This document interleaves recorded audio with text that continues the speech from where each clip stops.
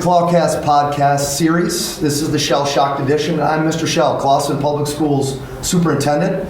This is our opportunity to sit with some of our wonderful students and talk about the great things that they're doing in our district. And what an opportunity to sit and talk to two of the stars of our recent school musical, Freaky Friday.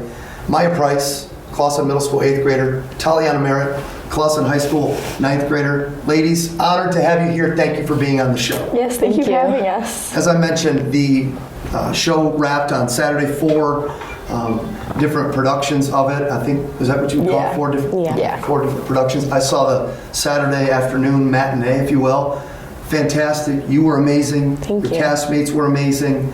And such a gift to our school district that so many students and staff are involved in it. And again, you were wonderful. Well done. Thank you. And thank you for being here.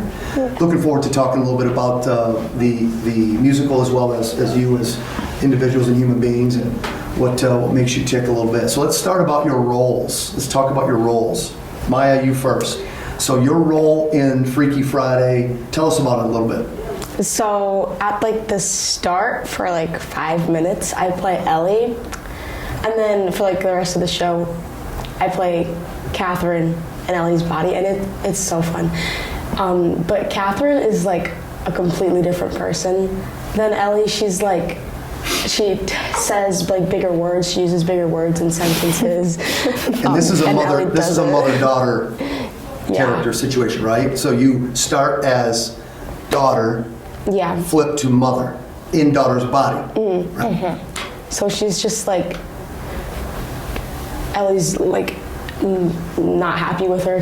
Oh, this is Ellie over here? So for most of the show, she's Ellie. Okay. So tell us about your role. So I play Catherine Blake, and at the beginning, I start, and she's my daughter, and I'm her mother. And then, again, We switch. 5 minutes through, we switch, but we're still in the same bodies. So, I just have the mind of Ellie, and she would have the mind of Catherine. So what is it that made the actual switch happen in the production? So there's this hourglass, and when it breaks, it's this magic hourglass. Mm-hmm. Yeah. And when it breaks, it switches us so we can, see life through the other person's, walk through their shoes.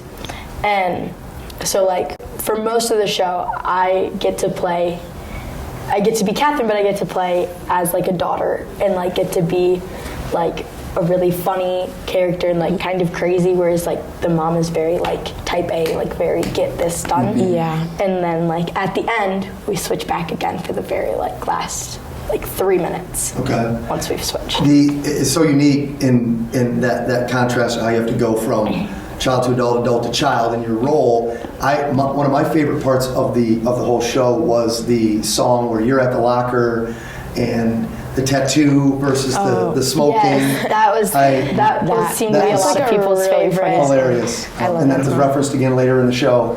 That was really, really funny. Yeah. So your backgrounds, excuse me, in musical theater or any productions like this, talk to me about your history and your background related to experiences that led you up to such a huge role in our school production. Maya, start us off.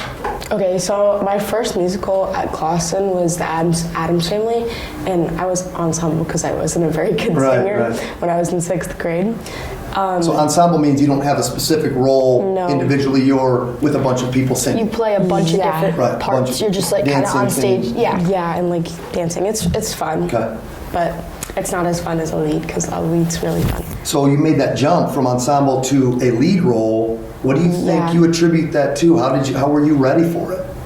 I don't know. I mean, I had a supporting lead last year, so that got me a little bit ready. Sure. Because I had a few lines. I didn't have very many. Okay. But I had a few, so that kind of helped a little bit. So you built your way there. And the beauty of our musical in our district is when you're in middle school, you can be in the production, the high school production. So it's 6th grade through 12th grade, which is unique.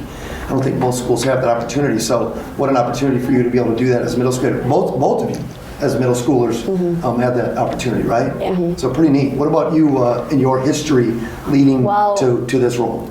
I do theater all outside of school, but for Clawson, I started in 6th grade and I did Matilda, and I did Addams Family, then Footloose, and then Freaky Friday. Okay. So What about outside of school? Outside of school, I have done Shrek, Frozen, Wizard of Oz, Beetlejuice. I'm in Legally Blonde right now. Where at? I do it at Stagecrafters. Okay. I've done it at Village Youth Theater in Birmingham, and I've done it at St. Dunstan's in Cranbrook. Okay. Excuse me, little hoarse today, guys. Sorry. So extensive experience there. Yeah. So I love the talking about your paths to get to such a big role. I mean, the nerves that must come with it, and clearly it didn't come out because you guys did it perfectly. But I mean, really.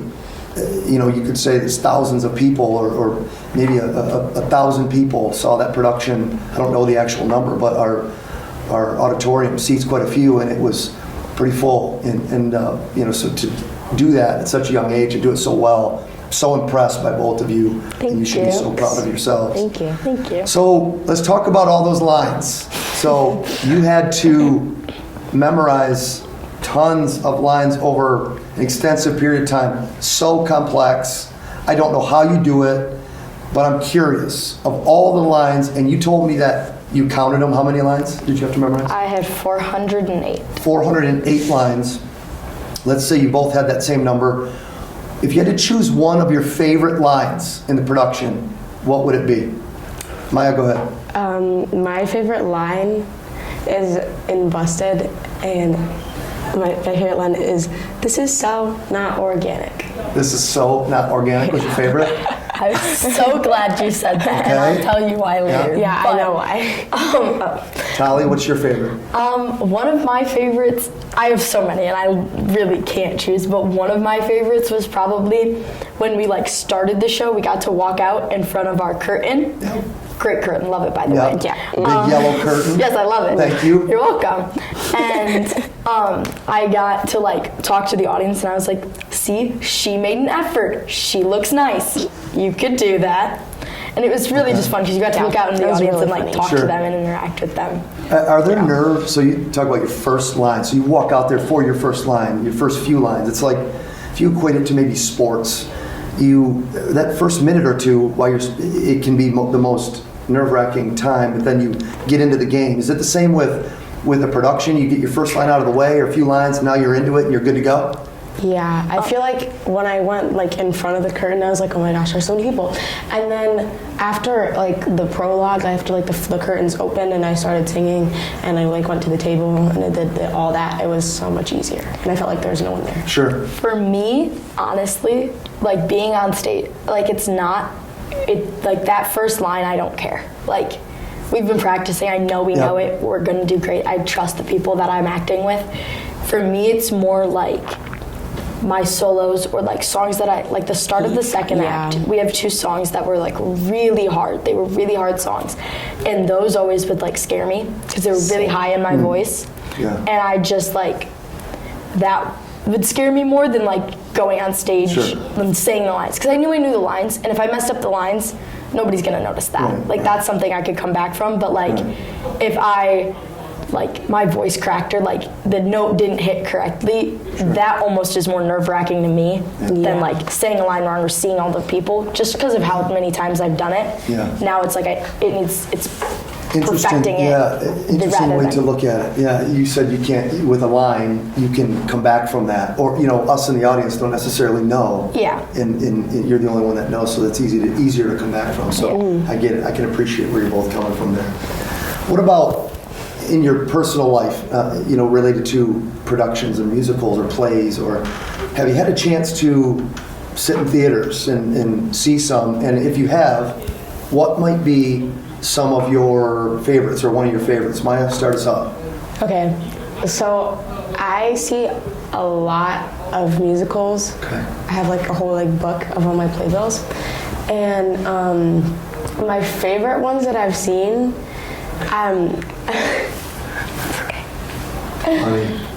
I've seen Hamilton on Broadway and Hadestown on Broadway, and it was so fun. Hamilton's coming to Detroit, I think. Yeah, I'm gonna see if I can go see it. But they were really good. Haven't seen it, want to see it, need to see it. You highly recommend? Yeah. Yes. Yeah. Yeah. What about you, Tom? Well, I we're going to see The Outsiders at the Fisher, and then probably & Juliet, which are two shows that I'm really excited to see. But some of the favorite ones that I've seen, like just as like high school productions, probably Legally Blonde, which when I was 5, I saw here when we did it here, which really started my love for theater. Like when I saw it, I fell in love with it so much. Like I loved it so much. It was one of my favorite things I've ever seen. I was 5 years old, but I would sit in the back of the car and just sing all the songs after seeing it. And I think I came and saw almost every show here after that, just because I loved it so much. Sure. & Juliet, my 50th birthday, we went to New York City, and I saw it on Broadway. Yeah. Really? with Did you my like family. it? It was fantastic. I'm really excited. I think we're gonna go see it. I really want to see We it. were choosing between that and MJ, the MJ musical. Experience or musical, Yeah. which came to the Fisher, and we got to see it at the Fisher. So I love that. but those are great choices. Looking forward to seeing Hamilton. Hope you get to see. You said Outsiders and Outsiders, Juliet are coming, yeah. so enjoy. Last question, and I didn't prep you for this one.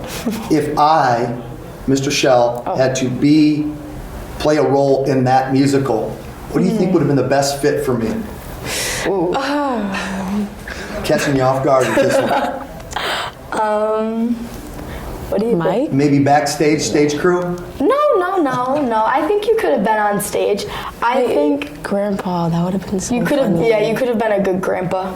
Okay, good. The That grandpa, would have been yes. fun. I saw, yeah, he had a cane. Yeah. Okay, all right. I'm not going to take that as you calling me old by any no, stretch. no. It was a key Not at role all. in the Yeah. production. I would be happy to play that role if I had to. All right. Grandpa's just like really funny too. Yeah, awesome. Well, again, you two are spectacular. Your castmates, amazing. So proud of you. So proud of your whole team. Mrs. Keys, Mrs. Lossing, your mother, Mrs. DeSalvio, and the rest of our staff who helped out. I know there was plenty of them who were there. I saw them, and all the parents and our boosters. Unbelievable. It was all hands on deck, and really was. what an amazing production and show. Thank you. And I can't wait to see you both next year in our musical next year, and honored to have you here, ladies. Thank you. Thank you. Thank Thank you. you so much for having us. You got it. Yeah, this was really fun. Yeah, it was fun. Always. Have a great day, guys. Thank Thank you. you. too.